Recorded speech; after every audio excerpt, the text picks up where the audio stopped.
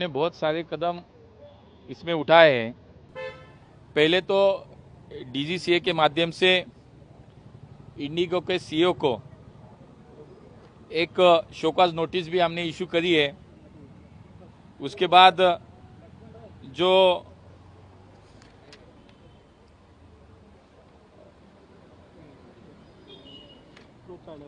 नहीं, उसके बाद वो जो क्राइसिस के समय जिसके एफडीटीएल के बारे में जो उसके बाद इंडिगो ने जो तुरंत उस पर काम करना चाहिए था, उन्होंने न करने की वजह से ये सब कियास हो गया है। तो उसको फरवरी तक हमने अभी उसको स्टे दिया है कि उसके ये तुरंत सेवाएं पहले जैसी हो, इसलिए हमने फरवरी तक उसको और थोड़ी सी मोहलत दे दी है कि उसके बाद इनका काम पहले से शुरू हो जाए। दूसरी ओर एक 4 लोगों की एक उच्च स्तरीय इंक्वायरी कमेटी वहाँ पे हमने अपॉइंट करी है। उसका रिपोर्ट भी आएगा एक्चुअली।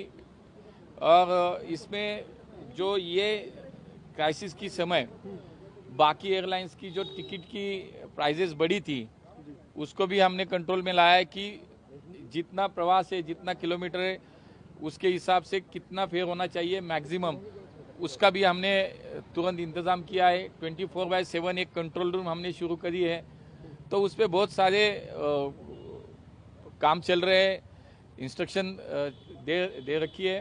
और मुझे लगता है कि जो हाई लेवल पे हमने जो कमेटी अपॉइंट करी है इंक्वायरी के लिए, उनका रिपोर्ट आने के बाद उसमें जो जो सामने आएगा, तो बिल्कुल जिसकी गलती है, जिसके माध्यम से हुआ है, बिल्कुल उसको उस पर कार्रवाई होगी। मंत्री जी, आप नियमों का हवाला दे रहे हैं, एफडीटीएल की बात करें तो आप कह रहे हैं कि जिसकी गलती, लेकिन यहाँ पे साफ तौर पे गलती जो दिख रही है वो प्राइमरी जो इंडिगो की नजर आती है। क्या अकाउंटेबिलिटी फिक्स होगी और कठोर कार्रवाई? क्योंकि विपक्ष का भी ऐसी ही मांग है, विपक्ष भी यही कह रहा है कि कार्रवाई की जानी चाहिए सरकार द्वारा। नहीं, बिल्कुल होगी, क्योंकि उसी के लिए तो तुरंत इंडिगो के सीईओ को शोकॉज नोटिस इशू करी है।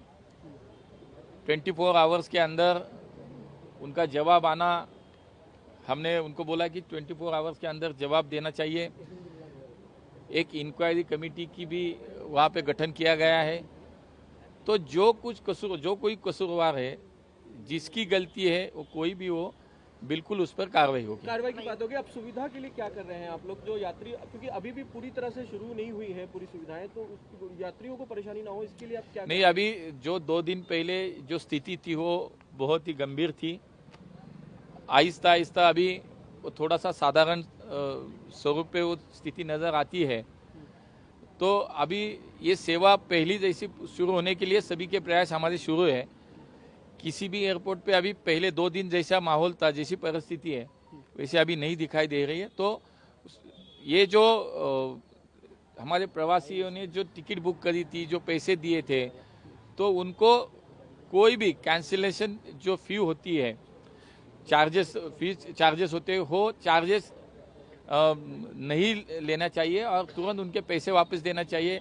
48 आवर्स के अंदर उनके लगेज जो बैगेज है वो उनको मिल जाए।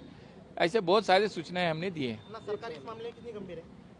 बिल्कुल सरकार इस मामले में गंभीर है।